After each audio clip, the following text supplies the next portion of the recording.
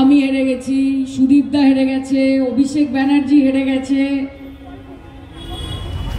উত্তর থেকে দক্ষিণ অবধি শুধু বিজেপি জিতছে। এক্সিট পোল দেখেছিলেন তো? আমাদের কর্মীদের মুখের অবস্থাটা ওগুলো মনে আছে, আমার ছবিগুলো মনে আছে যে দিদি কি কি কি।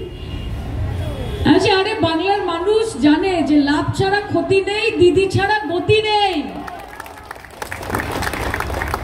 এবং শুধু মুখে বড় বড় কথা বললে হবে না, সেটাকে কাজে প্রমাণিত করতে হবে। বেটি বাঁচাও বেটি পড়াও ট্রাকের পেছনে বড় বড় করে লিখলে হবে না, বেটিকে বাঁচাতে হবে, বেটিকে পড়াতে হবে। কে পড়াচ্ছে?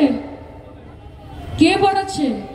কন্যাশ্রী করে মমতাদি পড়াচ্ছে, যুবশ্রী করে, ঐক্যশ্রী করে, শিক্ষাশ্রী করে মমতা ব্যানার্জি পড়াচ্ছে।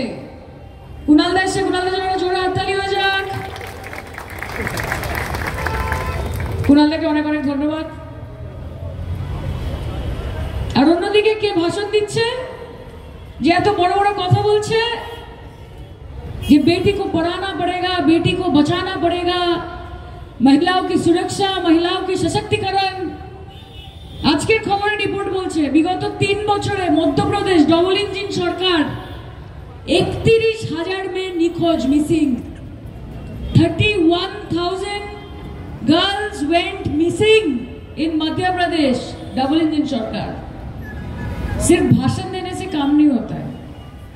कि बोले कि पत्ते तो झड़ते हैं, उठाता है कोई कोई, प्यार तो सभी करते हैं, निभाता है कोई कोई। ममता बनर्जी वादा नहीं करती है, वो वादे को निभाती है।